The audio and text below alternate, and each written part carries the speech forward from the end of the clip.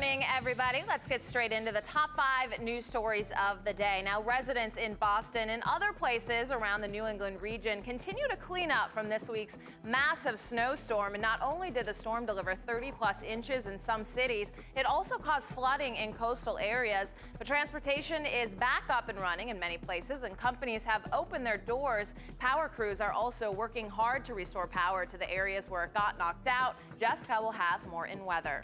Now, moving overseas to the negotiations to free 2 hostages from ISIS militant control. The lives of a Japanese journalist and a Jordanian pilot hang in the balance as both countries work on negotiations. ISIS militants have issued an ultimatum to leaders. They want the release of a woman on death row in Jordan, or they will execute the pilot and journalist. Both families have pleaded with the public and their respective governments. We will, of course, continue to keep you updated.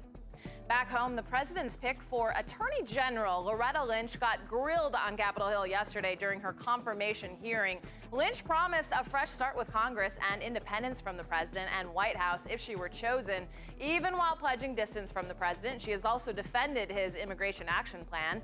Lynch repeatedly assured her Senate panel that she was no Eric Holder and things would be different. If confirmed, Lynch would become the first Black female Attorney General. Fire officials in Maryland have confirmed that a 15-foot Christmas tree is what caused a deadly fire in an Annapolis home that killed 6 members of a family earlier this month. They say the fire, which began in the great room of the home, was an accident. It started from a faulty power outlet set in the floor near the tree.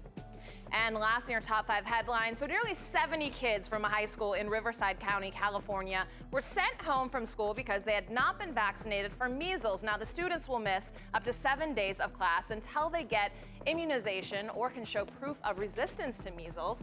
Health officials across the country have, of course, been worried about measles outbreaks since the one at Disneyland before Christmas. But here's the thing, guys. So 19 states, including California, allow students to skip vaccines for philosophical reasons, while some states require vaccines for all school children. So it's really been raising this vaccine debate once again. But, you know, if they're going to base it on that, I think that at least public school children should at least have to get vaccinated. But of course, many parents bring up the argument that, you know, they have natural lifestyles. Right. Or it's been, you know, sometimes linked to autism, which hasn't been proven. Yeah, I may be wrong. I read this article where it's like, you know, mainly like with public schools, so most of them are vaccinated. It's more like the rich people who are saying, no, I'm not going to do this to our kids or whatever. Because they want the more natural, the more organic natural, organic lifestyles. approach. So we'll just have to see how all that turns out. Yeah. But